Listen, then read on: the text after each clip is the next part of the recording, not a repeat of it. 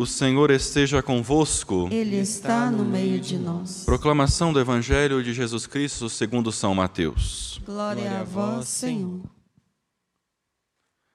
Naquele tempo, disse Jesus: Ai de vós, mestres da lei e fariseus hipócritas, vós fechais o reino dos céus aos homens. Vós, porém, não entrais, nem deixais entrar aqueles que o desejam.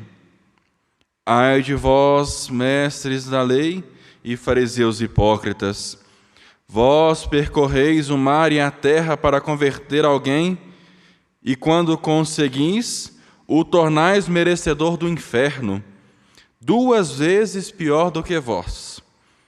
Ai de vós, guias cegos, vós dizeis: se alguém jura pelo templo, não vale, mas se alguém jura pelo ouro do templo, então vale.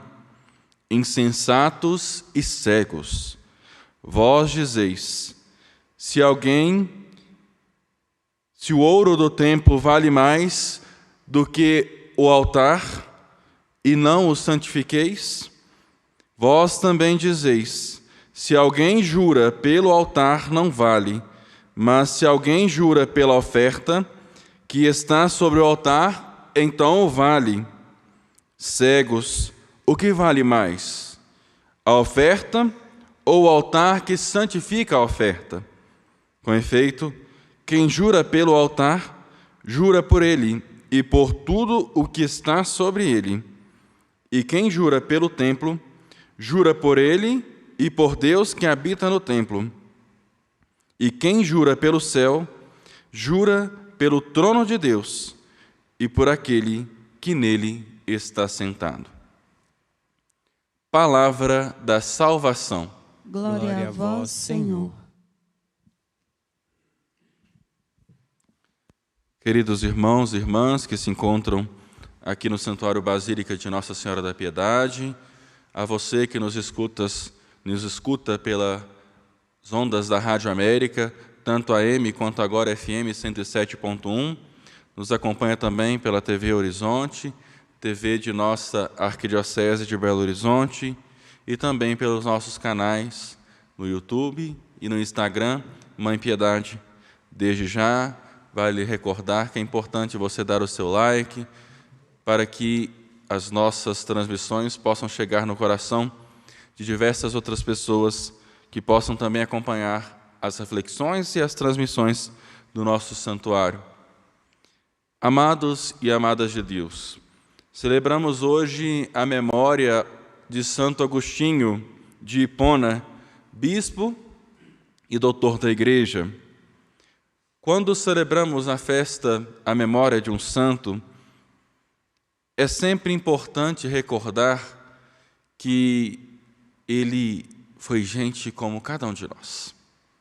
Nasceu, viveu, passou por desafios, teve alegrias, e assim não foi diferente com Agostinho de Hipona.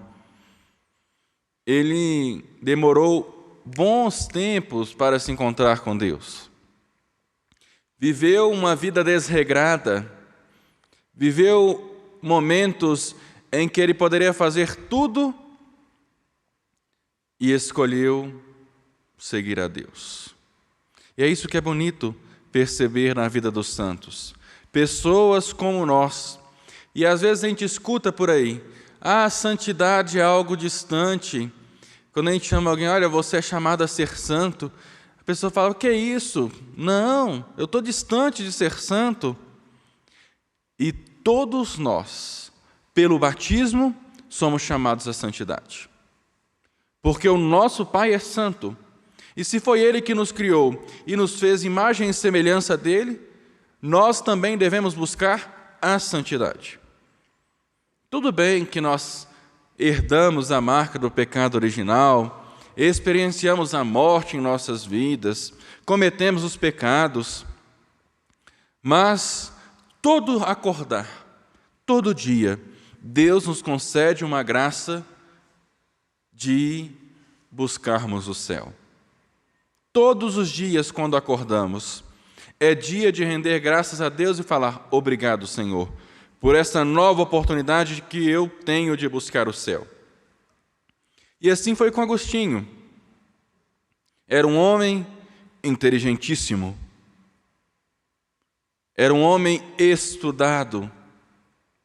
Quando tive a oportunidade de estudar filosofia, porque nós padres estudamos filosofia e teologia, nós de Belo Horizonte na Pontifícia, Universidade Católica, tive a oportunidade de estudar com a professora Silvia Contaldo um pouco sobre a história de Santo Agostinho, que nasceu no ano de 354. E também, em diversas conversas com um grande amigo, o Padre Evandro, também estudioso de Agostinho, tive a oportunidade de conhecer um pouco da história deste homem, que, como disse, fugiu de Deus em diversos momentos, mas é belo perceber, assim como acontece conosco, quantas vezes nós fugimos de Deus.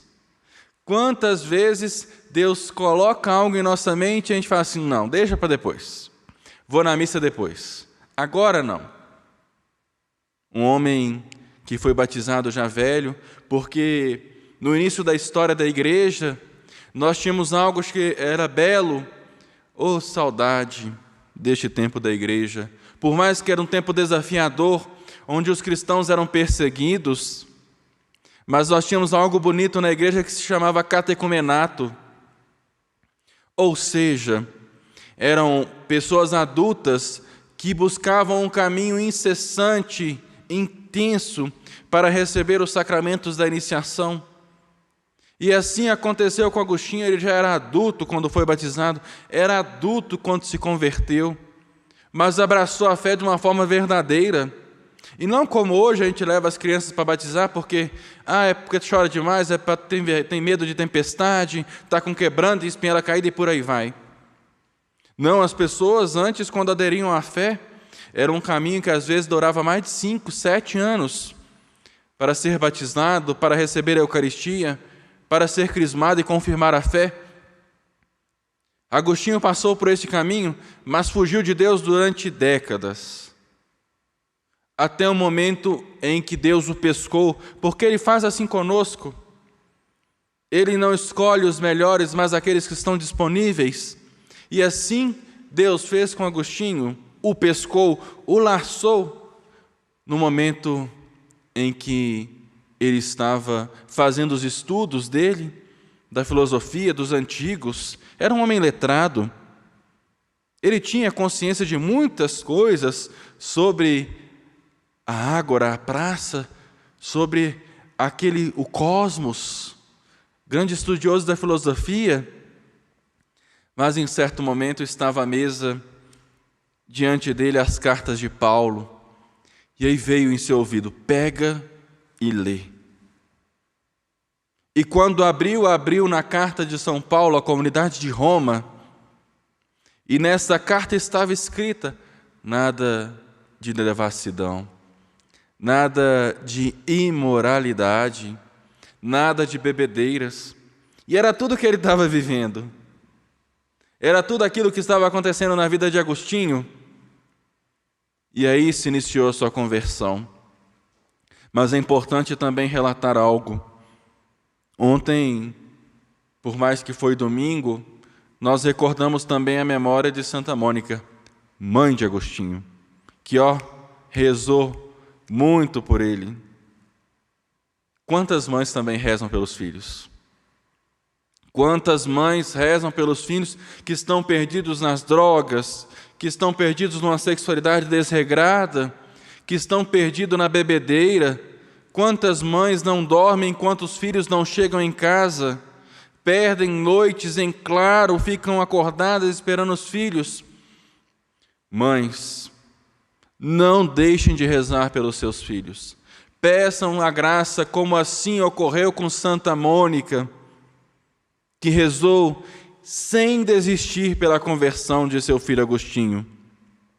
E se hoje nós o veneramos como bispo, mas como santo, como doutor da igreja, nós devemos agradecer as orações de Santa Mônica e de santas mães que rezam pelos seus filhos e que pedem para que eles busquem o caminho da fé.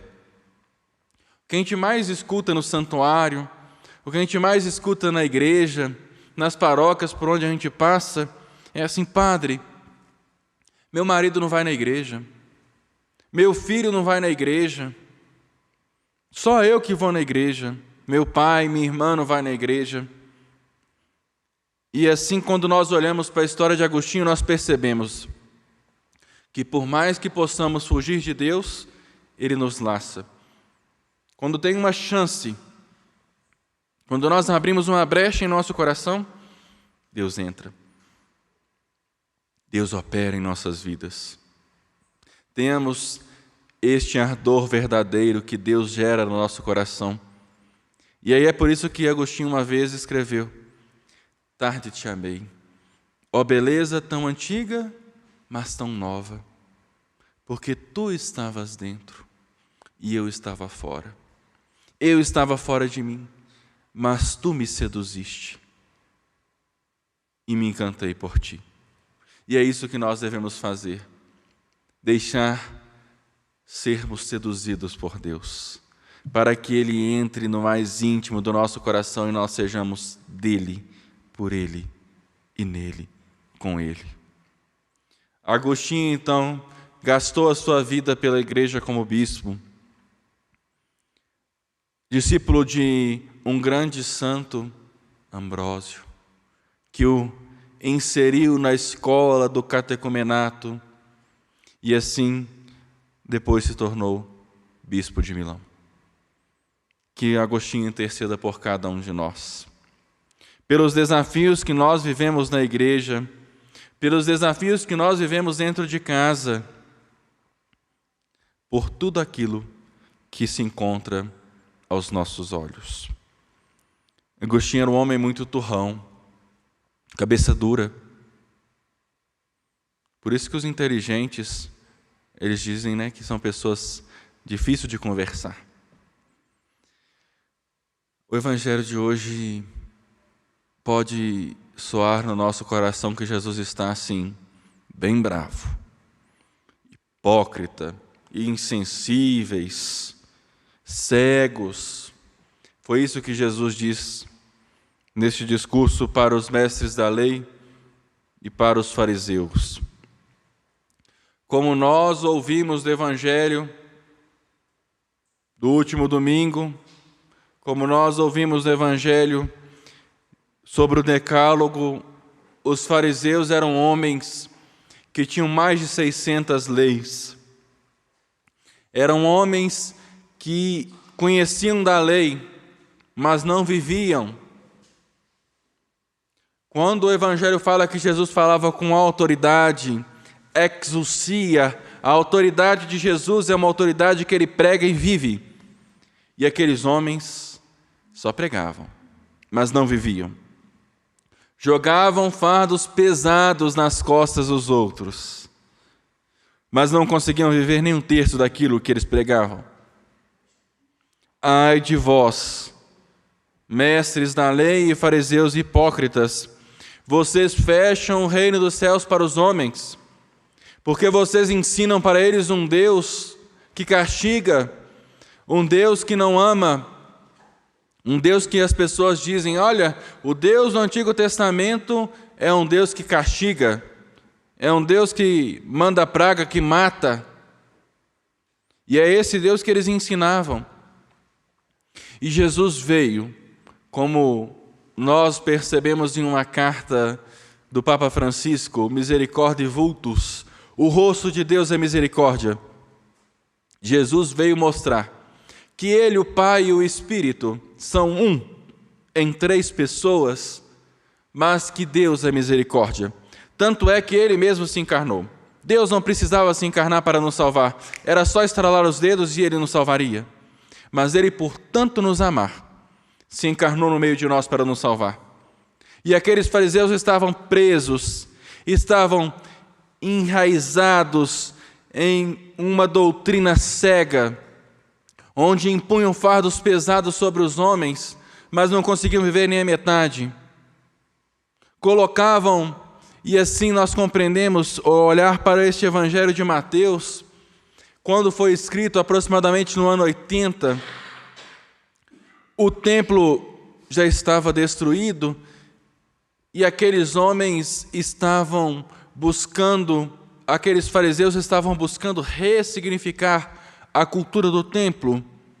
E o templo era importante porque o templo era o lugar do sacrifício, era o lugar do encontro com Deus. Mas eles não estavam valorizando o templo por ele ser de Deus, mas aquilo que o templo tinha. Quer ver uma coisa importante? Contemplar algo que a gente sempre escuta? Ah, padre, a igreja não precisa da gente, não. A igreja é rica. Vai lá numas cidades por aí, que eu não vou falar para depois não processar o padre, mas vai numas cidades por aí, só tem ouro na igreja. Você sabe onde que é. As igrejas eram lugar de encontro com Deus, e para Deus se dava o melhor, por isso que até na iconografia, o ouro, o dourado, né? Ele simboliza a divindade. A igreja sim tem muitos bens, mas como que nós vamos pegar a Basílica de Nossa Senhora da Piedade, vender e espalhar o dinheiro para sanar aquilo que precisa? Aqueles homens só estavam apegados no ouro, naquilo que tinha de beleza, mas não estavam apegados no templo, porque estavam cegos. E por estarem cegos, caminhavam e ensinavam as pessoas a também serem cegas, a olhar não para o templo como o lugar do encontro com Deus, mas olhar para o olho do templo, para o ouro, para a beleza, para a suntuosidade do templo. Olha, fariseus, se vocês olharem simplesmente para o ouro, vocês, além de irem para o inferno, estão levando os outros também para o inferno, porque o templo é o lugar do culto, o templo é o lugar da adoração a Deus, e não para vocês fazerem o seu comércio, fazerem acordos, barganha com Deus.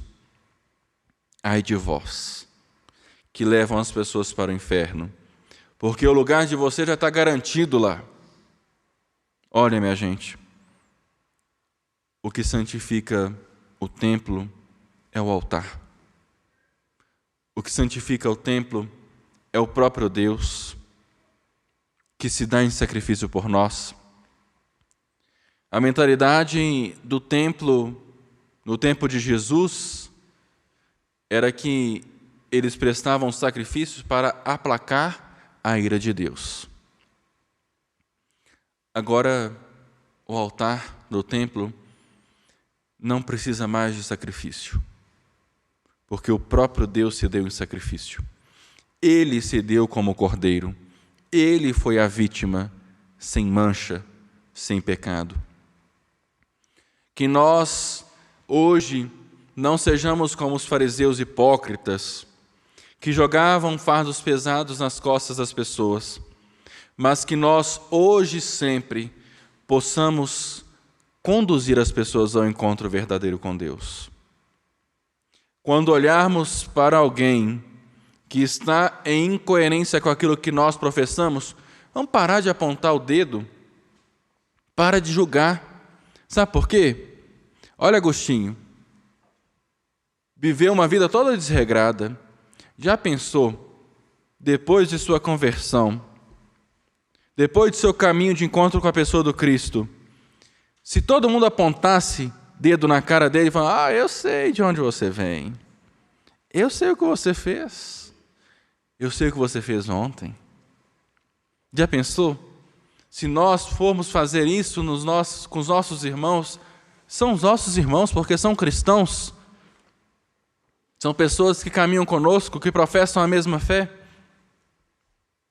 Já pensou se nós tratarmos as pessoas com indiferença, julgando?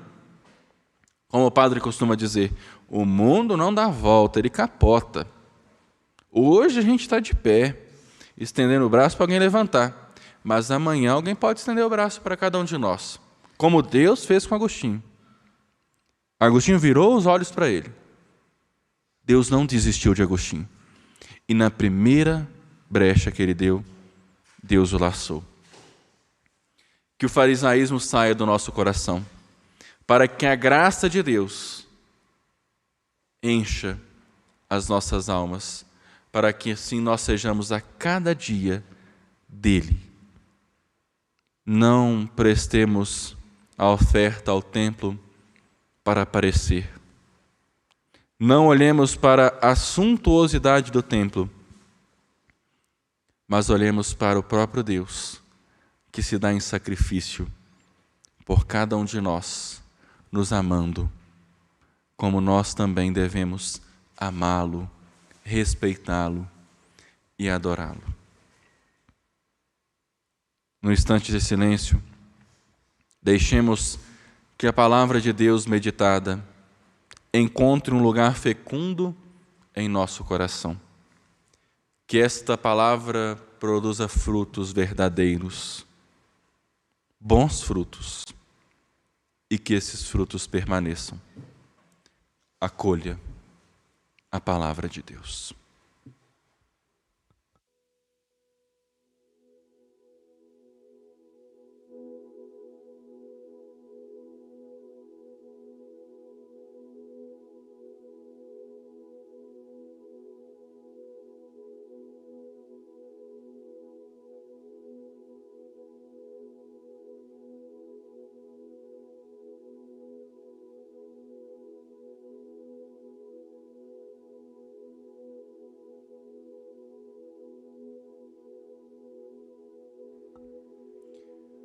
Palavra viva deve ser meditada, deve ser proclamada, mas deve ser colocada em prática em nossa vida. Por isso, de pé, elevemos a Deus os nossos pedidos, as nossas preces.